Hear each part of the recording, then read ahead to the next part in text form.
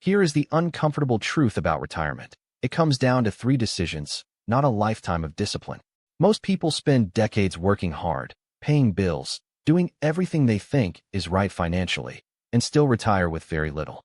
Not because they were careless, because they made three specific, ordinary decisions at specific moments, and those decisions compounded just as reliably as money does. By the end of this, you will know exactly what those three decisions are and what to do differently for each one.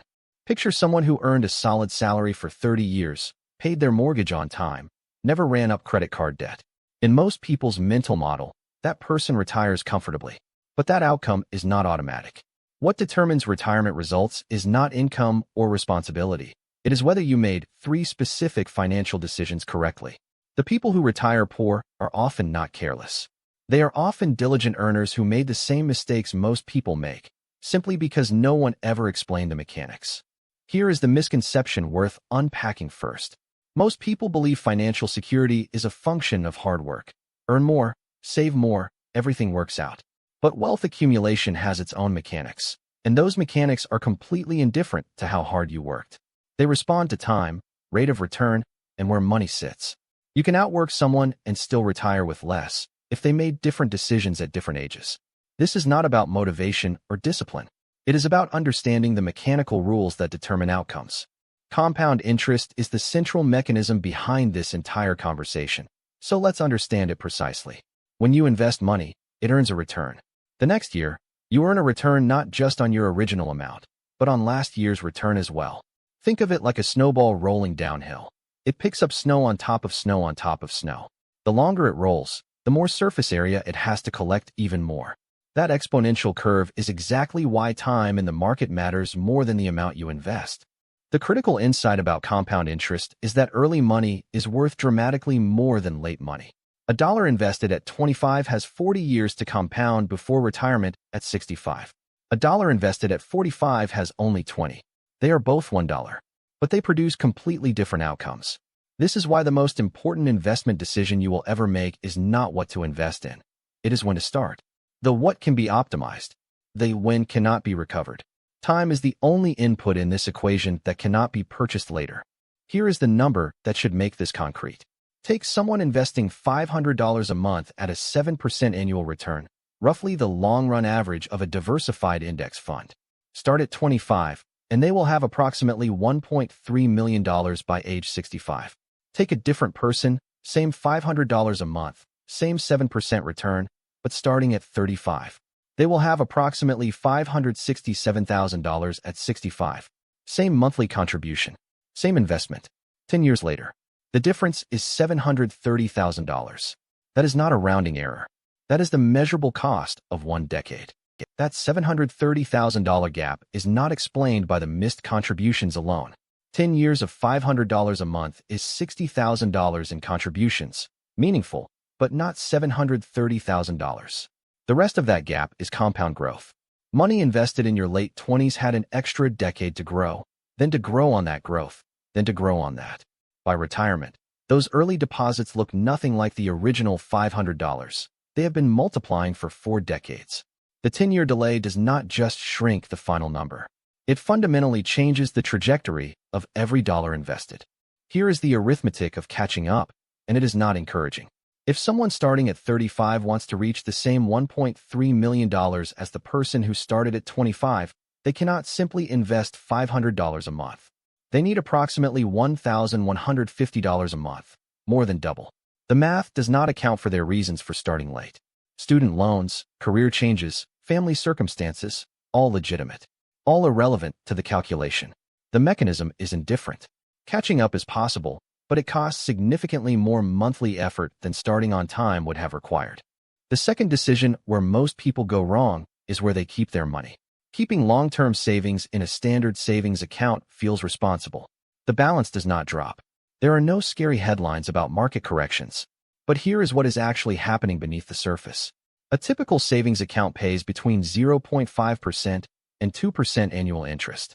Inflation runs at 3% to 4% in a normal year. That gap, the difference between interest earned and the rate at which prices rise, is the rate at which your purchasing power quietly disappears every single month. Let's put specific numbers to this. Say you have $50,000 in a savings account earning 1.5% annually. After 10 years, you have $58,000. That sounds like growth.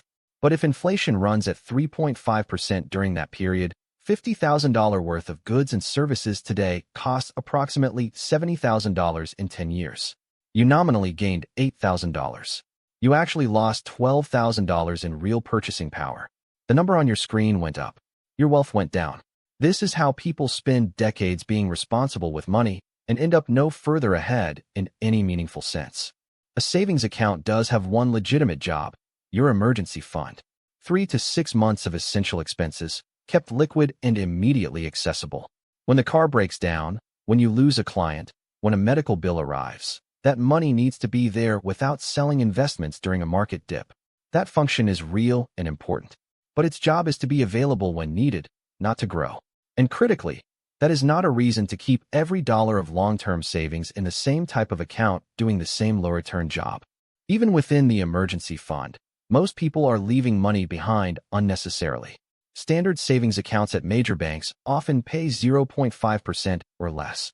High-yield savings accounts at online banks, same FDIC insurance, same liquidity, same accessibility, regularly pay 4% to 5%. On a $20,000 emergency fund, that is $1,000 a year versus $100 a year. No additional risk. No lock-in period. Just a different account at a different institution. That is not a complex optimization. It is a 10-minute decision that produces a compounding benefit every year that follows. The mental model most people use is savings account equals safe, investing equals risky. The more accurate model is this: a savings account is guaranteed to lose purchasing power slowly, while a diversified index fund is volatile in the short term, but has never, over any 20-year period in U.S. market history, returned less than a savings account alternative. The risk profile inverts depending on your time horizon. For money you will not touch for 20 years, keeping it in savings is not the cautious choice. It is simply the comfortable one. The difference matters. The 4% rule comes from a 1994 study by financial planner William Bengen. Here is what it found. If a retiree withdraws 4% of their portfolio in the first year of retirement and adjusts for inflation each subsequent year, that portfolio is extremely likely to last through a 30-year retirement, across virtually every historical market scenario, including major downturns. It has been replicated and stress-tested extensively since. The 4% rule is not a guarantee about the future. It is the most robust, historically grounded framework available for sizing a retirement portfolio. It gives you an actual target. The practical application of the 4% rule is direct. If 4% of your portfolio covers your annual spending, the portfolio historically lasts. The inverse of 4% is 25. So your retirement number, the total amount you need to have invested, is your expected annual spending multiplied by 25. Spend $60,000 a year. You need $1.5 million. Spend $80,000, $2 million. Spend $100,000, $2.5 million. Take your current annual spending right now and multiply it by 25. That is your number. Most people have never done this calculation. Now you have a target instead of a vague aspiration. Here is what happens without a specific number. You save what feels like a responsible amount. Every few years, you feel good watching the balance grow. But you have no target to measure against, no required monthly contribution to stay on trajectory, and no way to know if you are on track or 20 years behind.